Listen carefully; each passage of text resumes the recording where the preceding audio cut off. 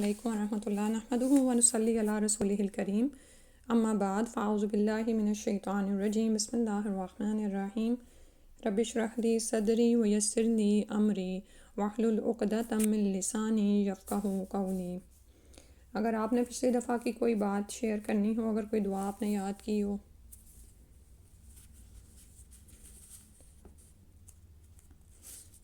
صرف اس لیے کہ ذرا پتہ چلے آپ ساتھ ساتھ تھوڑا بہت کر رہے ہیں یا نہیں۔ پچھلی دفعہ ایک خاتون نے سنائی تھی، یا آپ نے بھی شاید سنائی تھی، ہے نا؟ جی،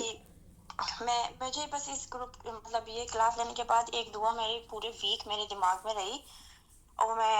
تھوڑا چلتے پھرتے پڑھ رہی تھی، اور وہ دعا اعوذ باللہ من الشیطان الرجیم بسم اللہ الرحمن الرحیم لا الہ الا انت سبحانک انی کنت من الظالمین۔ جزاک اللہ خیراً کثیراً۔ اس میں آپ یہ دیکھیں کہ یہ فضیلت دوبارہ پڑھ لیتے ہیں کہ رسول اللہ صلی اللہ علیہ وسلم نے فرمایا مچھلی والے یعنی یونس علیہ السلام کی یہ دعا کوئی مسلمان کسی چیز کے متعلق بھی کرے تو اللہ تعالیٰ اسے قبول فرماتا ہے۔ تو اللہ سبحانہ وتعالیٰ ہماری مغفرت فرما دے اس دعا کے وسیلے سے، لا الہ الا انت سبحانک انی کنت من الظالمین۔ تو بار بار یہ ہے کہ یاد دہانی سے کیا ہوتا ہے، کیونکہ کتنی ہی دعائیں ہیں جن کی قبولیت کے لیے ہم بڑے پریشان رہتے ہیں، لیکن ہمیں پتہ نہیں ہوتا کہ ہم کس طرح سے اللہ سبحانہ وتعالیٰ سے مانگیں۔ تو جیسے یہ والی دعا ہمارے سامنے آئی، اس کے علاوہ سورہ الفاتحہ اور جو البقرہ کی آخری دعایات آمن الرسول سے اینڈ تک ہیں، ان کو پڑھ کے بھی جو دعائیں مانگی جاتی ہیں قبول ہوتی ہیں، ٹھیک ہے۔ اور جب دل پریشان ہو تو اللہ ربی لا اشرک بہ شیئا، یہ بھی انسان پڑھے، کیونکہ اس میں آپ یہ دیکھیں کہ حیرت ہوتی ہے نا کہ یہ توحید کا کلمہ کیوں دہرایا جاتا ہے جب دل پریشان ہوتا ہے۔ تو اس کی وجہ یہ ہے کہ جب انسان اللہ پر ایمان لے آتا ہے نا، تو وہ سب کچھ اللہ پر چھوڑ دیتا ہے، کیونکہ ہم پریشان بھی کیوں ہوتے ہیں، کیونکہ ہم چیزوں کو اپنے ہاتھ میں رکھتے ہیں نا کہ ہاں اب یہ میرے پاس نہیں ہے تو یہ نہیں ہوگا، اور عموماً ہم پریشان ہی رہتے ہیں، کبھی ماضی کے غم لگے رہتے ہیں، کبھی مستقبل کے اندیشے۔ لیکن جب انسان توحید کا کلمہ پڑھتا ہے نا تو اس کو سمجھ کے پڑھیں کہ اللہ ہے نا میرے سارے کاموں کے لیے، وہ کافی ہے۔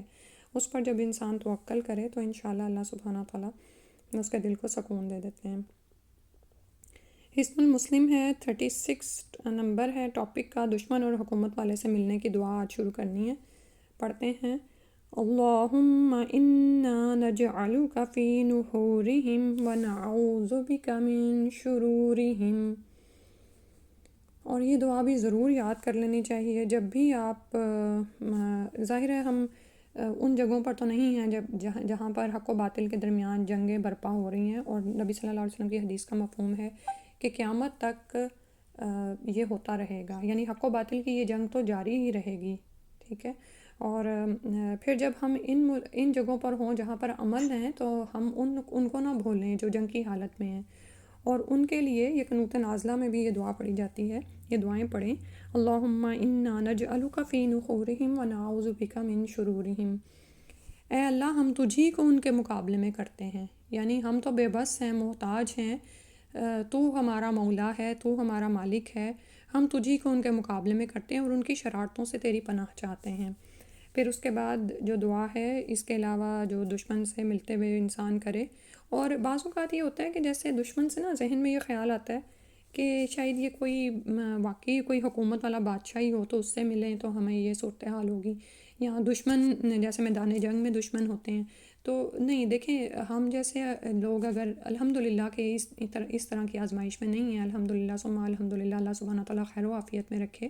لیکن بعض اوقات کوئی آپ کا نظریاتی دشمن بھی ہو سکتا ہے، وہ آپ کو جب اس کو پتہ چلتا ہے کہ آپ دین کی راہ پر ہیں تو وہ آپ کو دین کے معاملے میں اتنا زج کرتا ہے کہ آپ کو سمجھ نہیں آتی کہ اس کو کیسے دلیل کے مقابل میں کوئی جواب دینا۔ تو پھر یہ دعائیں ہمیں بہت کارآمد ہوتی ہیں، دل ہی دل میں ان کو پڑھنا شروع کر دیں۔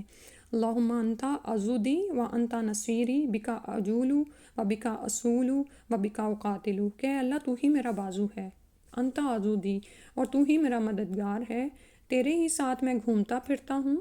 اور تیرے ہی ساتھ حملہ آور ہوتا ہوں، یعنی ہر جگہ پر رب تو ہی میرے ساتھ ہے، تجھی پر توکل کرتے ہوئے میں آگے بڑھتا ہوں اور تیرے ہی ساتھ دشمنوں سے لڑتا ہوں، ٹھیک ہے۔ یعنی اب اس میں دیکھیں کہ انسان کی کتنی عاجزی اور اس کی محتاجی کا احوال ہے نا، کیونکہ اللہ سبحانہ و تعالیٰ الصمد ہیں، بے نیاز ہیں، تمام مخلوقات اس کی طرف رجوع کرتی ہے، اور وہ سب سے بے نیاز ہے، ٹھیک ہے۔ تو مومن کا معاملہ یہ ہونا چاہیے کہ وہ سب سے بے نیاز ہو کر اللہ کی طرف رجوع کرے،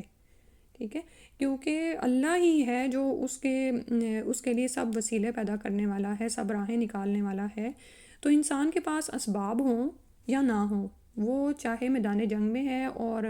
ہتھیاروں سے لیس ہے، اس کے پاس طاقت بھی ہے، سب کچھ ہے، اور یا پھر اس کے پاس کچھ بھی نہیں ہے، صرف ایک ایمان کی دولت ہے، ہر حالت میں مومن کا معاملہ کیا ہے کہ وہ اللہ ہی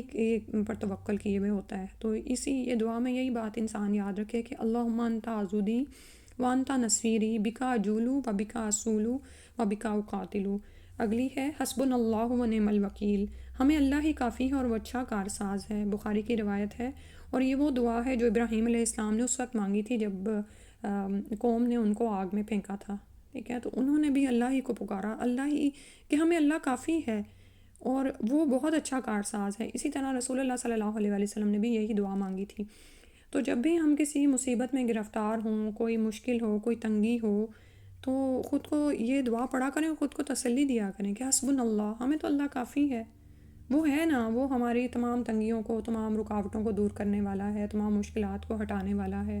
وہی ہمارا مددگار ہے، اور وہ کتنا اچھا سازگار ہے، یعنی کتنا اچھا کارساز ہے، یعنی کتنا اچھا وہ کام بنانے والا ہے۔ تو آپ یہ دیکھیں کہ جب انسان دل کے ساتھ یہ دعائیں مانگتا ہے تو کیسے دل کے اندر تسلی اور سکون آ سکتا ہے نا۔ تو اللہ سبحانہ و تعالیٰ ہمیں عمل کی توفیق عطا فرما دے۔ میں نا آج اتنی ہی دعائیں پڑھتی ہوں کیونکہ اصل میں بات یہ ہے کہ ہم جب بھی کسی تنگی اور ترشی کا شکار ہوں تو ان دعاؤں کو اپنے عمل میں شامل کریں۔ اور اب یہ دیکھیں، یہ صرف 4 الفاظ ہیں اور 2 جملے بنتے ہیں، حسبنا اللہ، ہمیں کافی ہے اللہ، و نعم الوکیل، اور وہ بہت اچھا کارساز ہے۔ لیکن کتنی دفعہ ایسا ہوتا ہے کہ جب ہم پر کوئی مصیبت آتی ہے تو ہم اللہ کو ہی بھلا بیٹھتے ہیں۔ اللہ تعالیٰ کو ہم نے نا نعوذ باللہ، یعنی کہ منہ پہلے یہ بات لاتے ہوئے بھی شرم آتی ہے، لیکن معاملہ ہمارا یہی ہے کہ اللہ تعالیٰ کو ہم نے کہیں پیچھے رکھا ہوتا ہے۔ پہلے ہماری وسائل پہ نظر ہوتی ہے، ان بندوں پہ نظر ہوتی ہے جو ہمارے کام آ رہے ہوتے ہیں، اور پھر ہم اللہ کو بھی پکار رہے ہوتے ہیں، لیکن دل میں وہ یقین اور وہ جو ایک اللہ سے خاص تعلق ہے نا، یا اللہ تعالیٰ کی قدرت اور اس کی طاقت پر جو بھروسہ ہے کہ اس کے جیسا تو کوئی ہے ہی نہیں، ٹھیک ہے، یہ چیز نہیں اندر آ رہی ہوتی۔ تو انشاءاللہ اللہ تعالیٰ سے اس بات کی دعا کرنی کہ یا اللہ مجھے تمام وسائل سے بے نیاز کر دے، میں تیرے سوا، یعنی ما سوا تیرے ہر چیز سے بے نیاز غنی ہو جاؤں، ٹھیک ہے، یعنی کہ میں لوگوں سے مانگنے والا نہ ہوں، میں اسباب پر نظر رکھنے والا نہ ہوں۔ وہاں پہ ہم سے کوئی اسباب چھوٹتا ہے، وہاں پہ ہم پریشان ہو جاتے ہیں کہ ہائی اب کیا ہوگا۔ بھئی جس اللہ نے وہ لیا ہے وہی آپ کو کافی ہے ہر معاملے میں، اور وہ بڑا اچھا کارساز ہے۔ اب انشاءاللہ دوسری کتاب شروع کرتے ہیں، دعا پڑھ لیتے ہیں۔ سبحانک اللہم و بحمدک اشہد ان لا الہ الا انت استغفرک و اتوب الیک۔